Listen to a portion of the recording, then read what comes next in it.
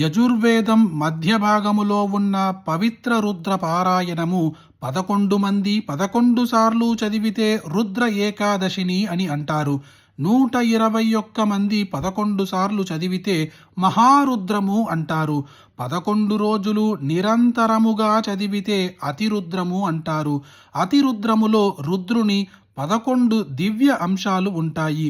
ఈ 11 గణాలలో 11 మంది కలిసి 1000 సార్లు రుద్ర హోమము చేస్తే ఎంత మహాపుణ్యము లభిస్తుందో ఆ మహాఫలాన్ని ఇచ్చే శక్తివంతమైన శివస్తోత్రమును ఈరోజు వీడియోలో చూద్దాం. ఓం మనోబుద్ధి అహంకార చిత్తాని నాహం నచ స్తోత్ర జిహ్వే నచ ఘ్రాణ నేత్రే నచ వ్యోమ భూమిర్న తేజో న వాయు చిదానందరూపం శివోహం శివోహం న చ ప్రాణసజ్ఞో న వై పంచవాయు న వా సప్తధాతుర్న వా పంచఘోష న వాక్పాణిపాత్వక్ న చోపస్తపాయు చిదానందరూపం శివోహం శివోహం న మే ద్వేషరాగౌ న మే లోభమోహౌ మదో నైవ మే నైవ మాశ్చర్యభావ న ధర్మో న చార్థో న కామో న మోక్షౌ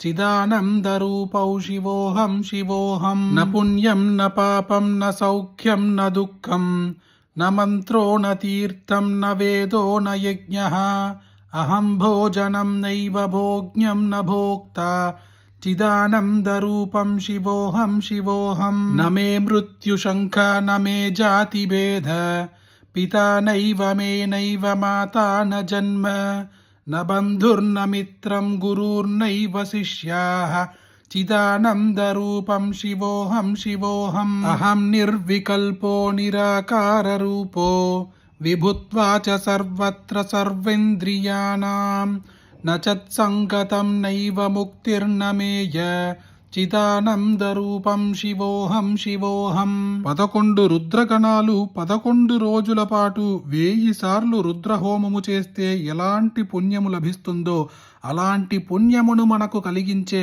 అద్భుతమైన ఈ శివస్తోత్రం మీరొక్కరే వింటే సరిపోతుందా? మీకు తెలిసిన అందరికీ షేర్ చేయండి. ఈ వీడియోని లైక్ చేయండి. మళ్ళీ ఇంకొక వీడియోలో కలుద్దాం. జయ జయ శంకర, హర హర శంకర.